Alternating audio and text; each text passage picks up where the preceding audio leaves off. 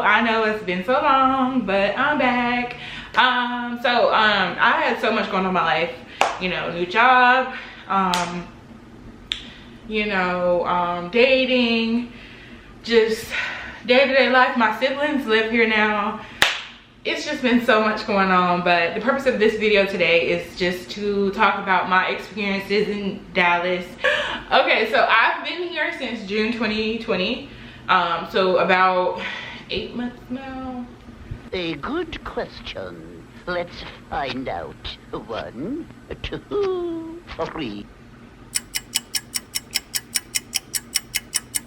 Yeah, I've been here for 8 months. That's crazy. So I have 4 more months left to make it a full year since I've been here. So I kind of wanted to give a update video and kind of talk about what's been going on here as of late.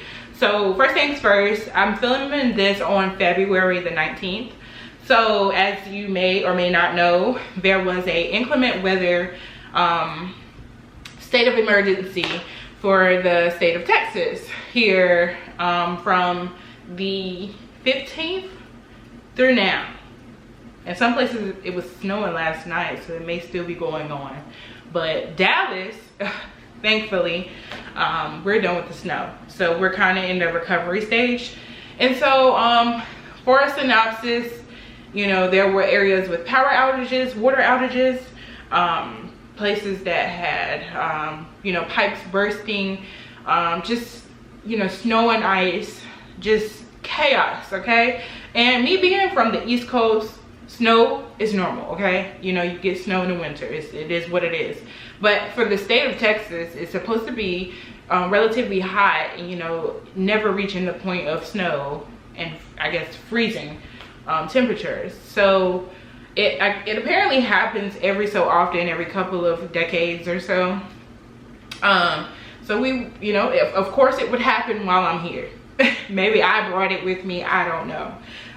But very sad times. I don't know if you've seen the Instagram, Twitter, Facebook posts, but like people were really losing their belongings, their lives, their what they worked so hard for. And I think that's what made it really sad. Also, some people went 3+ days without power, without hot water. And just to explain a little bit as to why this happened, whether when you compare it to other states where it may have snowed, you don't see that massive power loss and water loss as much as you did when it happened here. I think from my research and from what everyone's been saying on social media and even just doing a valid news search on the topic, what I gathered is that there is a power grid that is specific to Texas, while other states have the power grid that is used by all of US. So with that being said, all of the major power companies use the same grid. So there was no specific like company that was out. There was no specific area that was out. There was like sprinkles of power outages everywhere. And what I was reading online and the sentiments of most people is that those places just so happen to conveniently be in places that were low income or larger populations of people. And so I was fortunate enough to have power for a majority of the time and have hot water and things of that nature. But as you're going through it, you didn't really know how bad it was, until you saw the pictures and you saw updates from your friends and family, and it was just like, well, what can I do?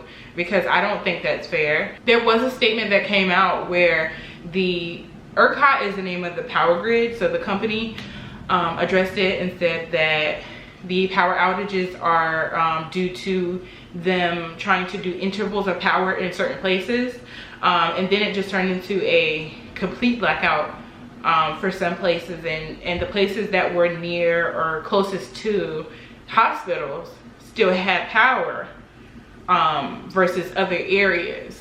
And with that explanation, there were people who still had backlash and things of that nature.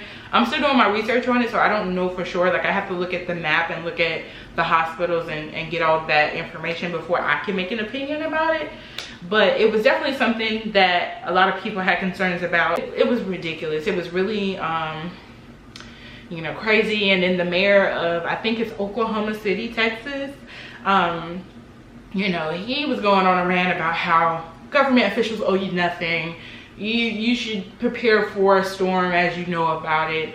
You know, you guys, basically you're used to getting things handed to you, and you should kind of work it out on your own, which was my opinion on it. Is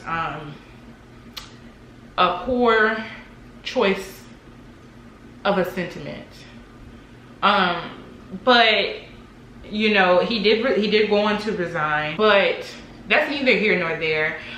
There was also Ted Cruz, who he was going to Cancun in the midst of all of this because his children was cold. That was the reason he gave in a press conference. So I get it from a standpoint of making sure your family is okay, but then from the standpoint of being a government official, you don't really have that luxury when everyone else is suffering in the, you know, city and state that you live in. So that was interesting. I'm really curious to see how elections go when they do come up, with how things were handled. And I'm not trying to single out one person in particular. I'm more so trying to address facts that could be changed in the event that this happened again. You know, just to forge a better contingency plan. But anywho, enough with the current events. I'm pretty sure you've read it, you've seen it, etc., etc. I'm just gonna go into detail on what my thoughts are on Dallas, since I've been here for 8 months now. So I freaking love it here. Besides the fact of snow randomly happening, I love the food here. I love the architecture of like the apartments and the houses.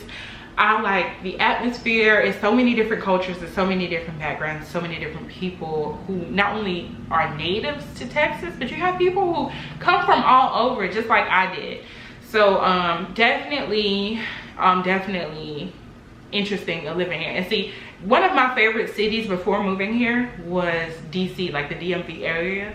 And it was for the same reasons. It was so much culture, it was so much, you know, so many things to do, so much city life to live. And so I can see the similarities of the two. So if you lived in DC before, then I do think you'll like it here. Now, the difference between the two, obviously, Texas is bigger, bigger. And you know, you can't walk around so many places here. You definitely need to have a car. Having moved here in the hottest of the seasons, I experienced the hottest of the hot and the coldest of the cold in 8 months. Again, it's not normal for it to snow here, but also global warming is real. So I don't know, you know, luckily I have my big coat, I have my snow boots, I was prepared, you know, but you know, that's neither here nor there. And in terms of like dating,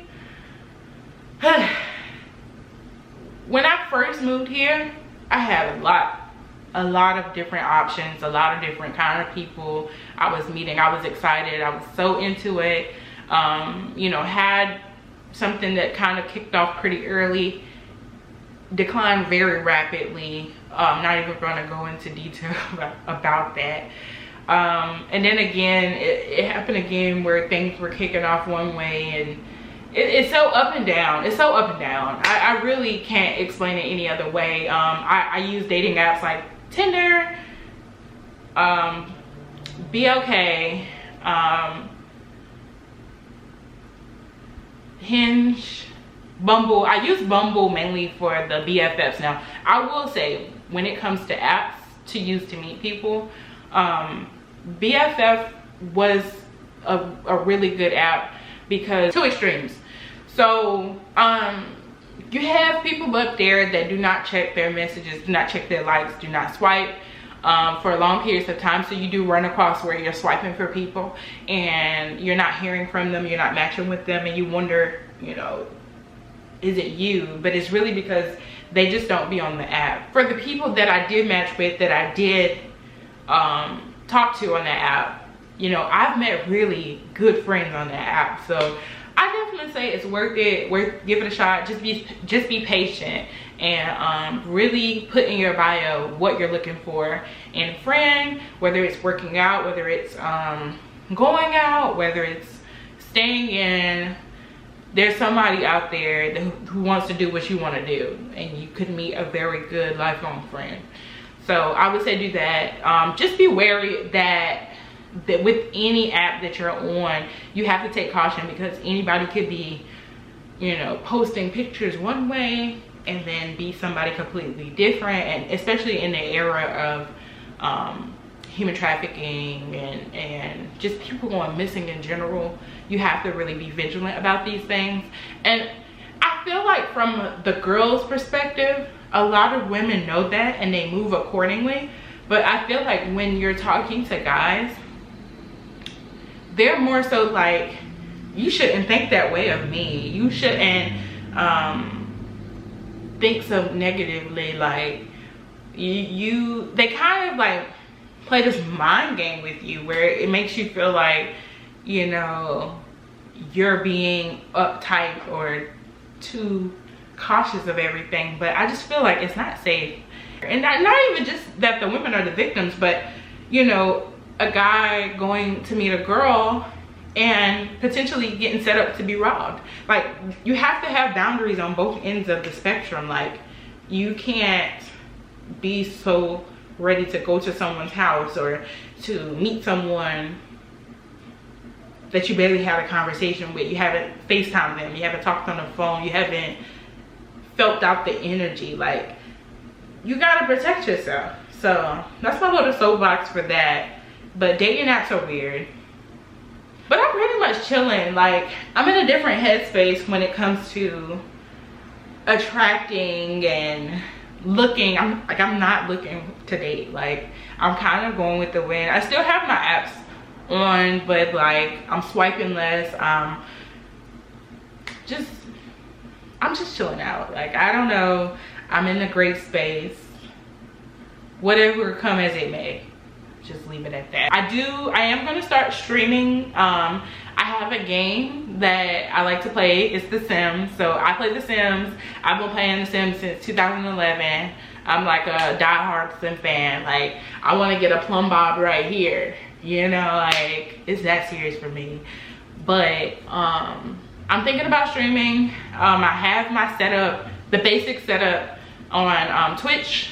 So I will leave that link in the description if you're on Twitch, or if you just like to watch Sim play. I'm going to be starting there really soon. I'm not going to have a strict schedule at first, because my work schedule fluctuates still. But once I get my work schedule completely stable, then we'll work on having a stream schedule, because I also watch other streamers.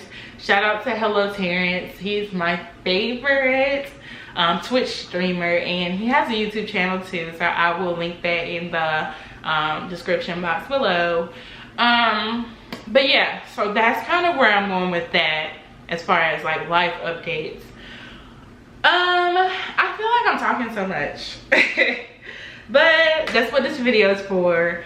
So some of the things that I've done since I've been here. So as you saw in the video prior to this one, it was me getting my eyebrows microbladed on. Yes, I need to film the second part to that video. I have not forgotten, but I'm just so like everywhere in life. So that will be coming soon. I got my hair pressed like a silk wrap. I got that when like the first month that I was here. Went horseback riding, that was fun. I hit up a couple of museums. I did like the downtown trolley ride.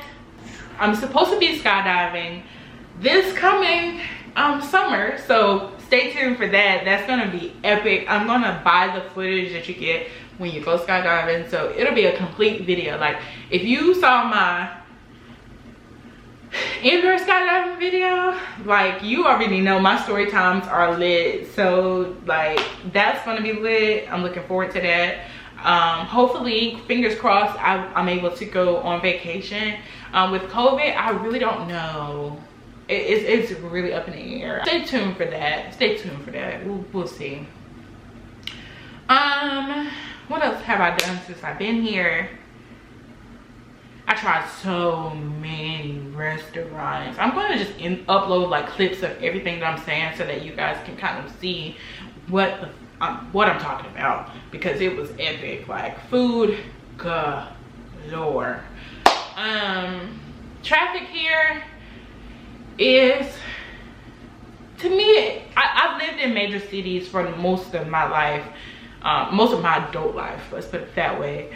So traffic is traffic. I really don't, I can't say that this is any worse than anywhere I've previously been. Like, in comparison, I would compare Dallas traffic to a milder version of DC traffic. And I only say milder because DC traffic is like stop, go, stop, go, stop, go, stop, go, stop. Stop, go, stop, go, stop, go.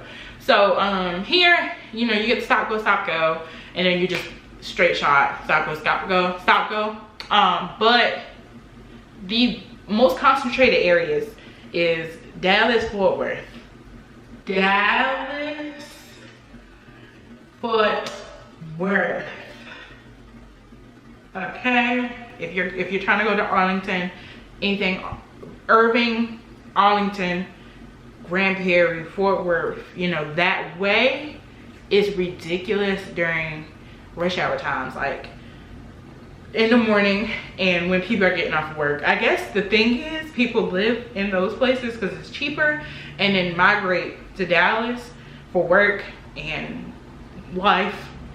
But it's a lot of congestion there. So if you live in any of those cities on that area, like on the 635 or the 35, if you live like on that path, it's ridiculous. Or the other concentrated area is like downtown Dallas and like the probably like, I don't know, 10-15 mile radius of downtown. Pretty bad, again, during rush hour. But if you live on the outskirts, like Plano, Frisco,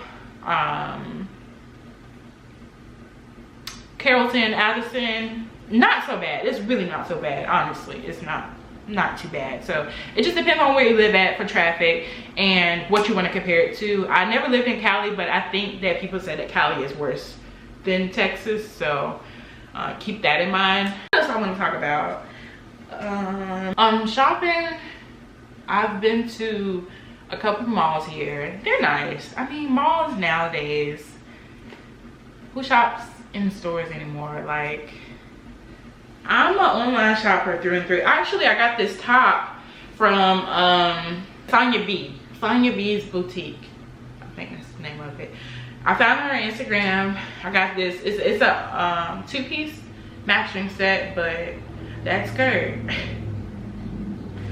too much. Too much for the people. And then these pants, they're pretty long. Again, I'm 6 foot and they come to my ankles, like a little beyond my ankles. I actually have a shipment of clothes that I can do a haul on. So if you guys, y'all really give me the best views on my try on hauls, so I think I'm gonna make another try on haul for that. Stay tuned. We'll see. Nails places, there are so many places with so much talent here. Me personally, I'm a regular schmegular girl when it comes to nails. I just slap some polish up there. I don't get like super long nails. I never did though, but sometimes I see them and I want them, but with my job and like what I do in life and the type of person that I want to attract, I don't get that. But they do have a lot of people here that really know what they're doing, and there's a lot of talent out here. Yeah, I love it here. And it's crazy because I've seen so many videos where people don't like it here, or they say, you know, they live here for a year and then they want to go somewhere else, which is fine because Texas is already overpopulated or whatever. But I really I really love it here. The only thing that could really deter me from it is not finding true love. So if I'm single for too long, if the fellas don't start acting right, then I might have to leave as well. But other than that, I love it here. I love it here. So yeah, if you have any questions about anything specifically, or if there's any topics that I didn't hit in this video, I would just make a part 2. But that pretty much sums it up. Like, my overall experience here has been something that I really enjoy. I love it here. I plan on being here another year, maybe longer, maybe settle down, maybe get a house. Like, I want to do the whole 9 yards. Oh, I want to get a puppy. I want to get a puppy so bad. Like, everyone in my apartment complex has puppies, and they're always walking their dogs, and I think it's time for me to get one. So maybe that'll be a new update. Stay tuned and see if that actually happens. But yeah, I think I'm gonna wrap the video up here. Stay tuned, and I will see you guys later. Bye. Gorgeous, what you are.